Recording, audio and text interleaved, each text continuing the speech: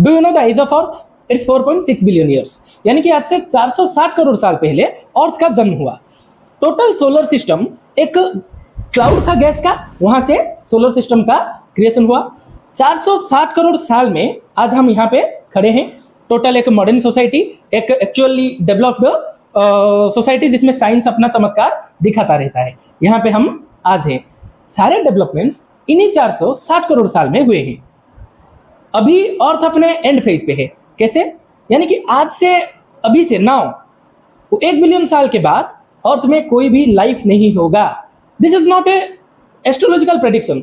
Scientifically हम अगर देखें तो सन का एज है टोटल 8 बिलियन साल। 4 बिलियन साल ऑलरेडी कंप्लीट हो चुका है। अभी आगे और 5 बिलियन साल के बाद sun will become a red giant, जो कि हर एक स्टार में चेंजेस होते रहते हैं। अपना फ्यूल जब खत्म हो जाता है तो स्टार क्या होता है, रेड जियांट में कन्वर्ट हो जाता है। सन भी ऐसा ही होगा, क्योंकि sun is a star, is we all know. Red giant होने से पहले उसका साइज बढ़ेगा इतना, अब मतलब अभी जो साइज है सन का, उसका 100 टाइम लार्जर हो जाएगा। इसका मतलब आज से ऑलमोस्ट 1 बिलियन साल के बाद अर्थ के टोटल ओशियन के वाटर्स इवापोरेट हो जाएंगे, इतना बड़ा हो जाएगा हमारा सन। और 1 बिलियन साल के बाद सन विल ईट अर्थ, निगल जाएगा कंप्लीट अर्थ को। तब तक तो कोई देखने वाला भी नहीं होगा, क्योंकि ओशियन इवापोरेट होगा। इसका मतलब इतना गर्म होगा कि life exist, almost complete life exist नहीं करेगा। ठीक है, यानी कि हमारे पास ओनली एंड ओनली, अर्थ के पास, ह्यूमन सोसाइटी के पास ओनली एंड ओनली 1 बिलियन साल बचा हुआ है। यानी कि जो सूर्य के वजह से हैबिटेबल बना अर्थ, वही सूर्य हमारा एंड का कॉज भी बनेगा। क्योंकि ये हिस्ट्री का क्लास है, we will focus more on the human evolution. Total 460 crore साल को अगर आप देखोगे तो human existed only and only in between the 4 to 2 million years, यानी कि 40 से 20 लाख के बीच में ह्यूमन का प्रोटोटाइप था धरती पे, जिसका स्केलेटन हम मिला है। ये है Australopithecus. This is the prototype of human. मतलब Australopithecus is the first ape like structure, जिसके पास ह्यूमंस के फीचर भी थे, एप्स के कुछ फीचर भी थे। इसके बाद जो कुछ भी इवोल्यूशन हुआ, इनके बाद टोटली एप के फीचर नहीं रहे, कंप्लीटली ह्यूमंस के फीचर ही रहे।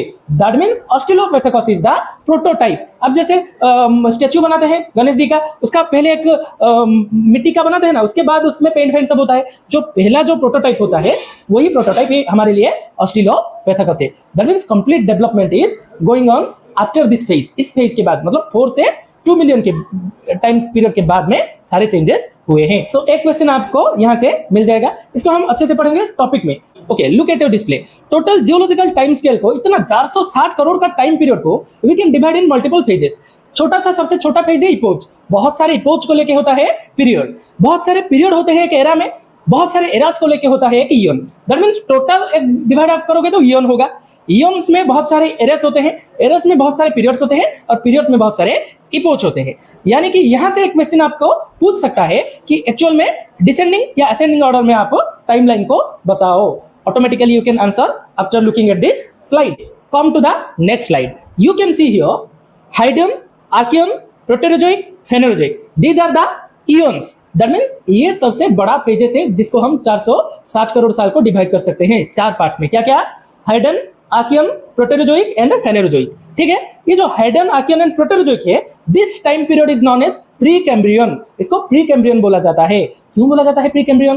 क्योंकि 80% ऑफ द अर्थ हिस्ट्री मतलब आज के समय अर्थ आप जैसे देख रहे हो, उसका इतिहास 80% चेंजेस इसी टाइम पीरियड में हो गया है, जिसका कोई सबूत हमारे पास नहीं है। देयर इज नो प्रूफ और no remainings we can found from this period. इस टाइम पीरियड से कोई रिमेनिंग आज तक हमें नहीं मिला है, इसीलिए इसको प्री कैम्ब्रियन बोला जाता है।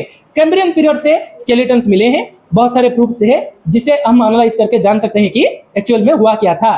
तो कौन से कहां से कहां तक का टाइम पीरियड है ये? You can C 4600 million years, यानी कि वही बिलियन को, 4.6 बिलियन को आप मिलियंस में कन्वर्ट करोगे तो यू कैन गेट कि 4600 मिलियन साल से 2500 मिलियन साल तक, नहीं 2500 भी नहीं, इससे भी 542 मिलियन तक प्री कैम्ब्रियन पीरियड ही चला आ रहा था। हाइडन, आर्कियन एंड प्रोटेरोजोइक में डेवलपमेंट हुए हैं, लाइफ वहां पे ही फॉर्म हुआ है उसी टाइम पीरियड में, पर हमारे पास कोई सबूत नहीं है, इसीलिए हम प्री कैम्ब्रियन इसे बोलते हैं। द नेक्स्ट थिंग इज, यहाँ पे you can look at the slide. यहाँ पे जूम करके भी आप देख सकते हो कि 3500 million year ago oldest prokaryote fossil create हुआ वाटर में, जो कि ऑक्सीजन बिगन टू एक्यूमुलेट तब तक 2500 मिलियन ईयर आ चुका था। ये बीसीई में काउंट करोगे आप, ठीक है। 2100 oldest eukaryote, prokaryote eukaryote science class में डिस्कस करेंगे। प्रोकैरियोट होता है जिसमें अब न्यूक्लियस अच्छे से विजिबल नहीं होता या नहीं होता, ठीक है। यूकैरियोट वो होता है जहां पे धीरे से हम न्यूक्लियस फाइंड आउट कर सकते हैं, मेम्ब्रेन्स अच्छे से डेवलप हो चुके होते हैं। Simple multicellular organism 700 million year ago, 540 million, this is the main period जहां से प्लांट कॉलोनाइज शुरू हुआ। प्लांट कॉलोनाइज जब हुआ तब के रिमेन्स बहुत सारे प्रूफ्स हमारे पास एग्जिस्ट करते हैं, ठीक है। तो बहुत सारे 80%, जैसे कि मैंने बोला कि 80% of the time period is in the darkness, ठीक है। हिस्ट्री का बहुत सारे टाइम डार्कनेस में है, कुछ पता नहीं है उसका।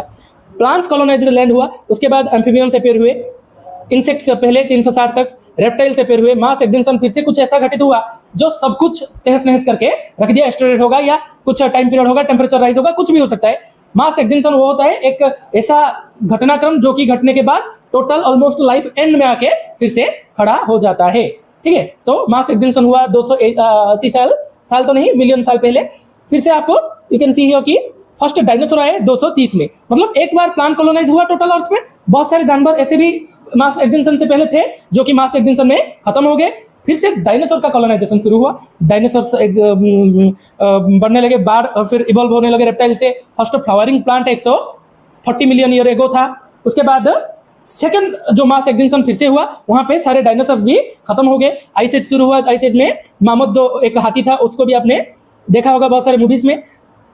2.4 मिलियन ईयर अभी, मतलब अभी का आइस एज जब मामोथ था उसी समय हमारे ह्यूमंस डेवलप हुए। We are at the end of the time scale. इस टाइम स्केल में हम एंड में एग्जिस्ट करते हैं। अभी अभी हम तो मेहमान हैं धरती के टाइम स्केल में, हमारा बहुत ज्यादा चलना भी नहीं है। अभी 1 बिलियन साल अर्थ का एज है, आगे और 1 बिलियन साल।